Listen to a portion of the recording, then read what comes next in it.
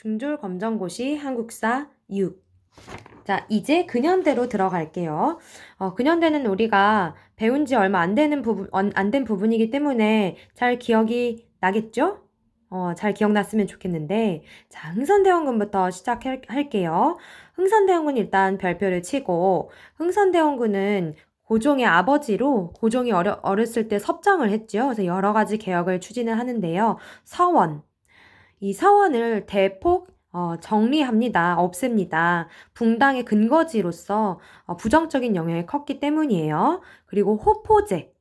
양반들한테도 군포를 매기는 세금을 안 냈는데 양반들한테도 군포를 매기는 거예요. 그런 제도를 시행을 했고요. 자, 경복궁을 중건합니다. 다시 복구한다는 거죠. 임진왜란 이후로 망가져 있었는데 중건을 하고 그 중건을 위해서는 돈이 필요하기 때문에 발행했던 동전이 당백전이라는 고액 화폐입니다. 꼭 기억해 두세요. 흥선대원군은 다가오는 서양 세력에 대해서 통상수교 거부 정책을 실시를 했었죠. 그래서 다가오는 외국 세력과 다 싸워요. 그래서 병인양묘는 어느 나라랑 싸운 거다? 프랑스. 그리고 오페르트라는 독일 상인이 흥선대원군 아버지의 묘를 파서 시신을 인질로 삼으려고 했었던 사건이 있었어요. 오페르트 독일 미수 사건이죠. 그리고 제너럴 셔머노 사건이 원인이 되어서 일어난 미국과의 싸움은 신미양요다라는 거 기억합시다. 그래서 이거를 목격한 흥선대원군은 정말 서양 세력과는 상종도 할 수 없다라면서 화친을 배척하는 척화비를 전국 곳곳에 설치를 합니다. 그 내용은 서양 오랑캐가 침입하는데 싸우지 않으면 화친을 하자는 것이고 화친을 주장하는 것은 나라를 파는 것이다. 그러니까 매국하는 것이다 라고 새겨져 있습니다. 다음 페이지로 넘겨보세요. 고종의 아들인 흥선대원군의 아들인 고종은요, 서양 세력과 어느 정도 교류를 할 마음이 있었어요. 그래서 강화도 조약을 체결을 하게 되죠. 물론 그 원인이 된 운요 사건은 일본 군함이 불법으로 침입하고 먼저 한포 사격을 해서 충돌한 사건이긴 해요. 강화도 조약의 원인은 뭐다? 운요 사건이다. 근데 그 내용을 잘 들여다보면 근대적인 조약이지만 불평등한 내용이 있어요. 일본이 개항을 하게 되면서 침략하는 계기가 됐고요. 치외 법권이라는 내용이 들어 있습니다. 우리나라에 일본인이 들어와 있을 때 일본인이 잘못된 일을 하거나 범죄를 저질렀을 때요. 일본법으로 심판을 하는 겁니다. 그리고 자유로운 해안 측량이 허용이 되었습니다. 일본에게요. 자, 그다음 강화도 조약 밑에 있는 이모군란. 자, 누가 일으켰을까요? 네, 군인들입니다. 구식 군인들이 신식군대인 별기군과 차별대우에 반발해서 난을 일으켰어요.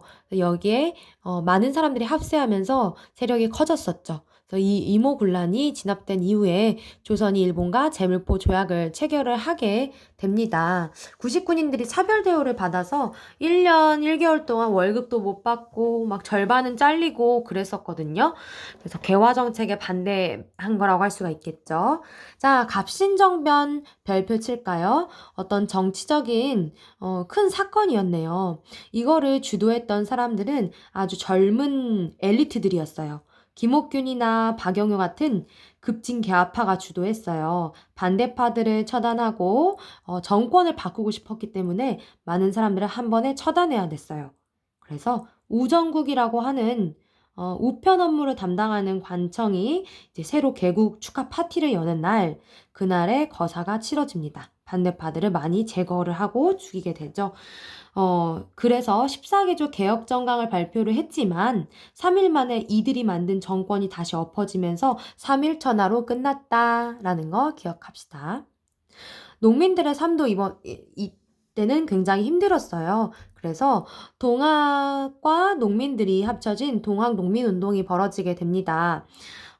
전라도 고부라는 곳에 고부군수가 농민들을 상대로 비리를 많이 저질렀기 때문에 녹두장군 전봉준을 중심으로 고부 농민봉기가 먼저 시작이 되죠. 근데 이 농민봉기가 커지고 점점 많이 커져서 농민들이 정부군을 이겨요. 그래서 마침내는 전주까지 점령을 하게 되고 세력이 커지자 정부는 동학군과 화해하게 되죠. 그게 전주화약입니다. 그래서 전주화약을 체결을 하고 농민들을 위한 개혁안을 제시를 했어요. 그래서 전라도 지역마다 집강소라고 하는 농민자치기구를 설치를 합니다. 근데 일본의 침략이 가시화되자 농민들은 다시 일본과 전투를 하는데요. 그 전투가 우금치 전투예요. 그래서 여기에서 농민군이 패배를 하게 되면서 진압이 됩니다. 전봉준이 체포되는 사진 기억나나요? 그 들것 같은 데 올라가서 그 카메라 찍는 사람을 이렇게 아주 쏘아보는 그 강렬한 눈빛. 이게 전봉준이죠. 네, 나중에 동학농민운동은 갑오개혁과 청일전쟁의 계기가 됩니다. 갑오개혁은 우리나라에 많은 변화를 가져온 개혁이에요. 과거제도 없어졌고요. 이제 신분제가 없어집니다. 뭐 노비도 없고 양반도 없는 세상이 온 거죠. 그리고 과부도 재혼할 수가 있어요. 그동안은 과부제가는 차별의 어떤 눈초리를 받았었는데 이런 큰 변화가 일어난 게 뭐다? 갑오개혁이다라고 기억해 봅시다. 자, 조금만 밑으로 내려와서 을미사변, 누군가 죽은 사건이네요. 일본이 명성황후를 시해한 사건입니다. 일본의 사사건건 걸림돌이 된다라고 생각을 했었나 보죠. 그래서 명성황후가 죽고 난 다음에 이 고종도 몸의 안전을 위해서 러시아 공사관으로 1년 동안 피신해 있어요. 러시아 공사관으로 피신해 있다라고 해서 아관파천이라고 하죠. 그래서 이 아관파천기에 우리나라의 자주 독립을 지키기 위한 단체가 만들어져요. 독립협회입니다. 서재필이 만들었는데요. 여기에서는 많은 사람들을 모아서 계몽을 하기도 하고 강연을 하기도 하고 연설과 토론을 하기도 했죠. 그게 정말 10,000명이나 되는 많은 사람들이 모였기 때문에 만민공동회라고 부릅니다. 이 서재필은 한글과 영어로도 된 독립신문을 발행하기도 했던 사람이죠. 그래서 독립문을 건립을 했고요. 독립협회에서는 자주독립과 자유민권과 자강개혁을 해야 된다라는 운동을 했습니다. 을사조약부터는 다음 영상에서 할게요.